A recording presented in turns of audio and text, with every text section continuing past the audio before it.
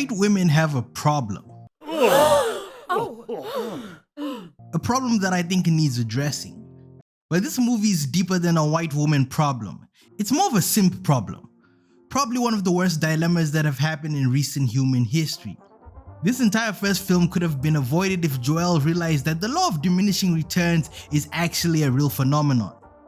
Let me explain. The Big Dipper. Some people like being cucked. You can't help it. There's this stereotypical joke that there's always some white dude in his 40s who gets a hard-on from watching his wife get railed by a black guy. Either that or I'm just way too deep in the Twitter realm. That cesspool of an app has completely ruined my life. This movie kind of follows that premise to a certain extent, except for the fact that the fiance could give two shits about anything his partner is going through. He's just happy to be in an interracial relationship. But there's always that one guy who tries way too hard to show everyone that chivalry isn't dead, and surprise surprise, he ends up getting nothing in return. I know, it's almost as though the nicer you are, the more likely it is that people will take advantage of you. No fucking way. Joel is a decent person. He goes to work, he has feelings, and he tries to help wherever he can. But that cliche about drinking water and minding your own business is real. This entire movie could have been avoided easily if Joel continued to reminisce about what Rose and him could have been, instead of trying to force his way to her heart. Instead, his heart and other organs ended up being eviscerated. This entire film is basically one big metaphor. After all, the road to hell is paved with good intentions. You'll end up being a bad person for trying to be a good person. The irony in that is beyond comical. Joel quite literally ended up seeing flames from hell at the end of the third act, all because he wanted to be Superman. See, Joel was too caught up in the whole scarcity mindset trope.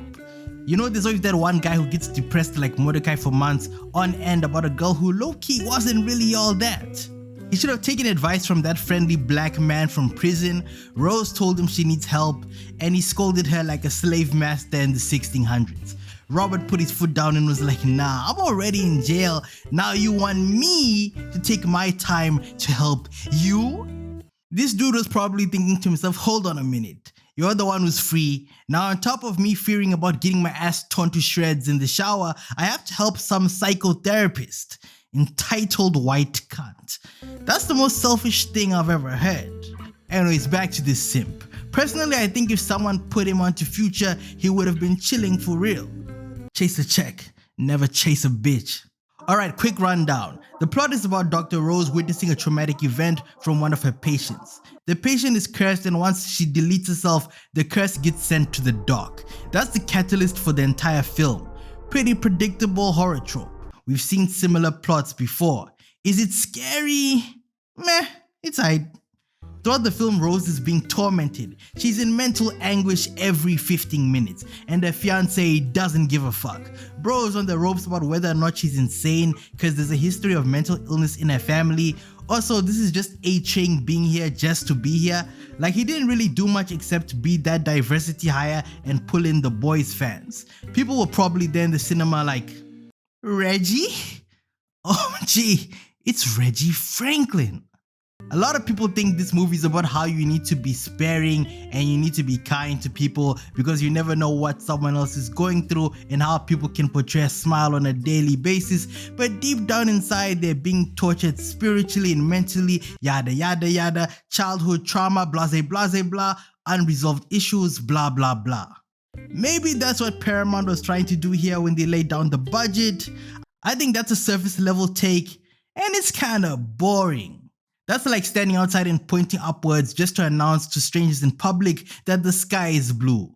Like, tell me what else is new. In actual fact, this horror flick is showing you the perils one faces when they decide not to be a villain. Playing hero is bound to get you killed. Plus, why be the hero when it's way more fun to be the lowlife and be a scumbag? Sometimes. Either that or maybe this movie is trying to say that Mexicans always start some shit. Hopefully the sequel is better. Now who the fuck is this bootleg Leonardo DiCaprio, man? What the fuck?